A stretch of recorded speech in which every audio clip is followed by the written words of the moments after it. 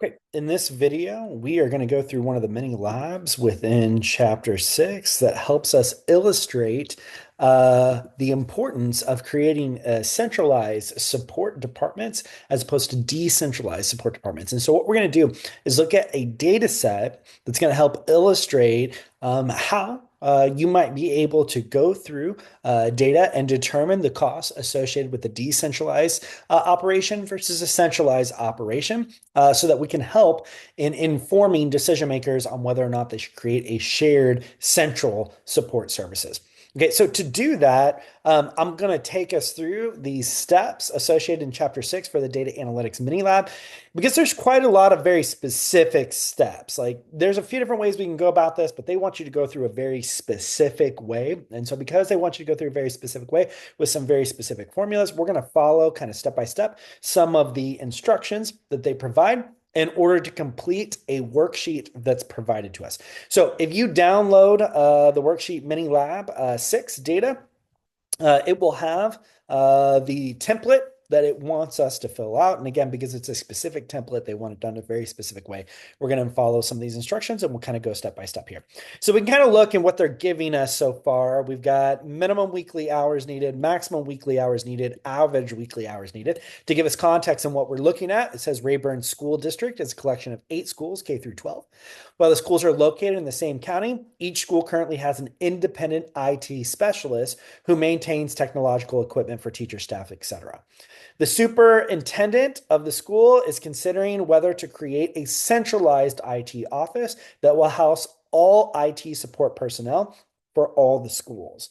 And so what they're wanting us to do is determine the number of IT employees needed at both a decentralized setting and a centralized setting, estimate weekly costs of both decentralized setting and centralized setting, use a Monte Carlo simulation to generate 100 sample weeks of data, and then estimate weekly cost savings for IT labor costs, creating an IT support department that services the entire district. And so we have this data set that they provided, or at least this template they provided that we're going to use. One other important thing to note as we go through, it'll give context to some of these formulas that we're looking at here, is that full-time IT employees are expected to work up to 40 hours a week, for which they receive $1,000 base rate. That's their pay, their base rate for working 40 hours. Every additional hour of labor costs $35. If a school's average IT hours exceeds 50 hours, then the school hires a second IT specialist and it hires a third specialist if the expected hours exceeds 100 hours. And so that'll be important for some of the formulas that they're asking us to input. It gives context into why we're doing what we're doing. Okay, so the first thing that they want us to do is calculate the weekly labor cost for IT specialists. And to do so, they tell us to take a round function to round up for D2 divided by B15. Okay, so if we go in here, we are in cell E2 is where they want us to go. And we're going to take D2, which is right here, and we're going to do a round function. So we'll say equals round up. So that's going to round up to the next whole number here if we put 0 afterwards, which we're going to do. So we're going to take D2 and divide by, it says B15. So B15 over here is our average weekly hours, our max average weekly hours of 50. And then we're going to put 0 here for we don't want to round to any decimal points here. That's why we're putting 0 there. I'm going to put dollar signs here so that we hold that cell constant and it's linking. Now, if we look at what it's doing, it says it's taking D2, which is our average weekly hours here, and dividing by 50. And why is it doing that? Well, if we remember, it told us that if we exceed 50 hours for average IT hours, then we hire a second IT specialist. So what it's trying to do, if we look, is trying to determine the full-time employees. That's that FT employees. And we're using a round up function because if we go anything above, if D2 over here, the average weekly hours, is larger than 50, then it's going to be 1 point something, right? Or it might even be 2 point something. We don't know. But it'll be larger than 1. And if it is, then that means we have to hire a second IT person. So we're rounding up to get to that next whole person because we can't get a fraction of a person here. And so we'll push enter here. And so right now, because 30 is less than 50, it's less than that 1. So we're just rounding to 1. And that's the number of full-time employees needed. Okay, the next thing that it asks us to do here is it says in F2, we're going to enter a ran between function, which is going to randomly select a number of hours between the minimum and maximum weekly hours. And here we're just trying to generate some sort of samples of what could happen. So it says we're going to do this between B2 and C2. So we're going to enter a ran between, and we're going to take two data points and it's going to randomly select a number between those two data points. So the data points we're going to use is B2 and C2. And then we're going to close parentheses and hit enter, and it's going to randomly select this. And you're going to find that as we change the formula, like if I go in here and type this or something like that, that will change, right? So it's going to constantly change, but that's okay because in this particular scenario, we're just trying to create a random sort of data set of what could happen, a sample of what could happen. So we'll allow it to change as we go through these various different steps. Okay, the next thing that it wants us to do it says in cell G2, it wants us to enter this long formula. Again, this is why I wanted to go step by step because it has some very specific formulas it wanted. So it said in this formula, we're going to take E2. So we say equal here, E2, that's the number of employees, times B17. And we're going to make sure that B17 is linked to stay as the constant here. So B17. So what we're saying is our weekly cost is equal to the number of employees times their base rate. That's what we've said so far. Plus, if we look over here, it wants us to add in here B18. So B18 is going to be the additional cost per hour. Okay, now I see what it's doing then, right? It's going to take our base rate times our number of employees. That's going to be our weekly cost. Plus, if we go over our hours, our 40 hours, then we're going to have to pay additional cost per hour. So we'll take this, and again, it wants this to be a constant. So I'm going to put dollar signs in front of it, times our max. Okay, so we're going to use a max function here, times our max of 0. So it's taking the greater of 0, or F2. So if we look at F2 here, F2 is our weekly hours here. So F2 minus parentheses, and it says E2, which is our number of full-time employees here, times B16. So B16 is right here. And we're going to make this a constant as well. So we'll put the dollar signs in front of it here. And then we're going to end parentheses. Now, before we get out of here, we got to see what this is doing. Okay. So what it is telling us is that the weekly cost, because that's the column that we're calculating, our weekly cost is equal to our number of full-time employees times our base rate of 1,000 plus our additional $35 times either 0 if we're not going above 50, or excuse me, if we're not going above 40. So if we look, this is F2, this weekly number of hours that are required, minus E2, which is the number of employees, times B16, which is the standard work week for the employees. So what it's essentially saying is if the weekly hours required, F2, is greater than the standard weekly hours, E2, the number of employees, times our 40 hours, right? If this is greater, then take those additional hours, because it's going to be the max between 0 or this, take those additional hours and multiply it by $35 and add that to the base rate pay.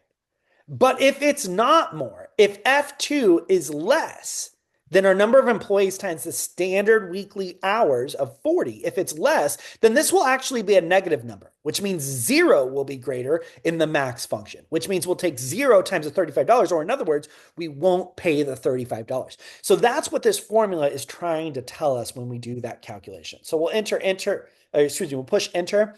And then notice this weekly cost is only $1,000. Why? Because we're not doing the additional base, or not doing, the additional pay per the extra dollars above 40-hour work week, because it's only taking 23 hours right now, right? And that's not above the 40-hour work week.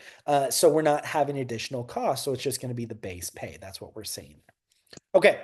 So then the next thing that it wants us to do is, I'm guessing, copy down these formulas. Yeah, so it says copy the formulas E2 through G2 down to rows 3 through 9. So we're going to take these, I'm going to drag them down. We're going to go to row 9 here and copy those down. Okay, so now that we've done that, then guessing it's going to want us to sum. Yeah, it says in row 10, sum columns E through G. Okay, so we're going to enter in sum here. We're going to do this for rows E through G. Okay, copy this, paste. I'm going to go ahead and keep the formatting here. So I'm going to sum this as well. This, but I'm going to write a separate formula, keep the formatting.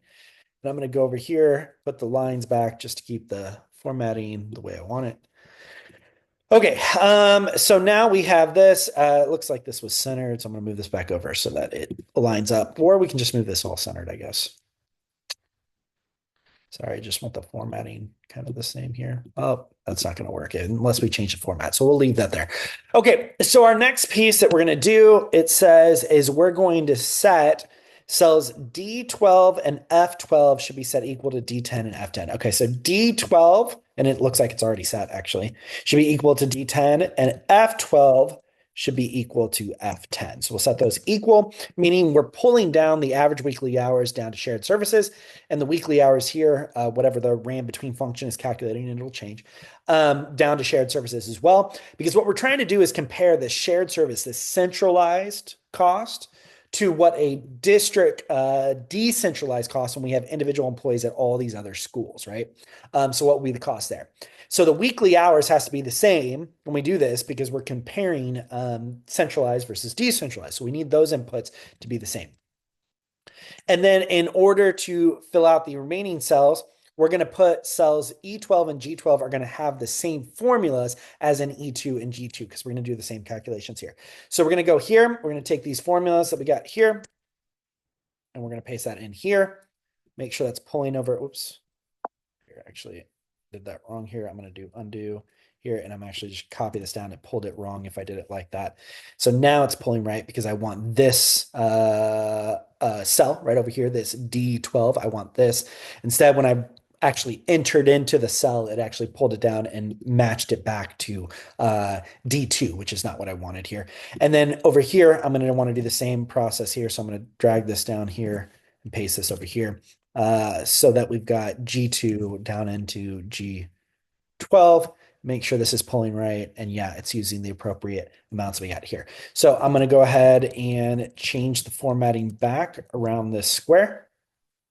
So all I did really was copy the formulas from here. Oh, wait, sorry, from here, and then just paste them here and here. And then I can change this back to blue too. So, okay, that's back to blue now.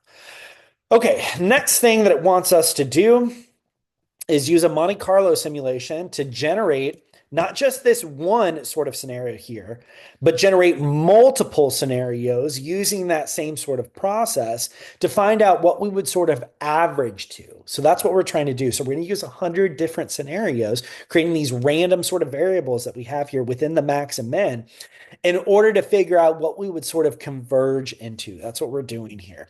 And so what it wants us to do is first set this information equal to, so our district total here. So we've got district total right here. So we're going to set this equal to here. And the centralized IT, we're going to set that to the shared services here. So we can see that shared services here. So set that here. And then we're going to calculate a cost savings. So the cost savings in this particular scenario, it would be this amount minus this amount. So the district total, if we do a decentralized, it would cost $10,350 in this scenario. Remember, the RAM between functions are constantly changing. Every time we're doing a new argument, a new sort of formula we enter, it's constantly changing, which again is okay because we're just coming up with a sort of random sample here. So this is going to change as we sort of enter in each one of these formulas here. But what we're saying right now is that the district total right here, here's the cost here, and here's what would be if we did a centralized version. So decentralized versus centralized version. So the cost savings would be an amount of $795. Okay, so what they want us to do in order to create a additional random sort of sets here is we're going to use a what if analysis and create a data table. So in order to do that, what we want to do is highlight cells N2 through Q101. So N right here, and then the second row 2 through Q101. So I'm going to go down here. We get to 101 here. So we've got that highlighted. We're going to go into our data tab here, and I'm doing this in Mac Excel. We're going to select what if. Sorry, zooms in the way just a little bit. We're going to select what if, and then we're going to go to data table. We'll skip over the first row input cell. We don't need that. We'll now go to column input cell, and we're just going to use any blank cell that we have here. So I'll select this one and push OK. And now we've got 100 samples here that we've used using random numbers within the max and min here of what the cost savings could be. Okay, so the next step we then want to do is we want to calculate some statistics based on the sample that we produced. So the first thing they want us to do is the average of each one of these columns. So you can see we've got district total, centralized, and cost savings, cost savings. So the first thing we're going to do is do the mean or the average. So we'll say average here.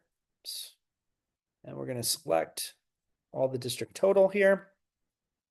The next thing we'll do, we can just kind of paste this across. So each one of these should change with us so we can see that changing for each one of the appropriate columns. All right, now we're going to do the standard deviation. We'll use this formula equals STDEV. And we'll do the same sort of thing, STDEV. Parentheses, select everything you want. I go to this first cell, and for Mac, I'm going to hold down Command Shift, push down arrow. That highlights everything where there's not a break. I'll push the parentheses to end the formula, push enter here. And again, because I'm doing the same thing for every single one of these columns here, I'm just going to paste this over. Okay, so now we're going to do the min using the same sort of functions we've learned previously, the min function, and then we'll do the max function right after that. So we'll say equals min. This is going to find the lowest value here we have here. And we'll end parentheses here.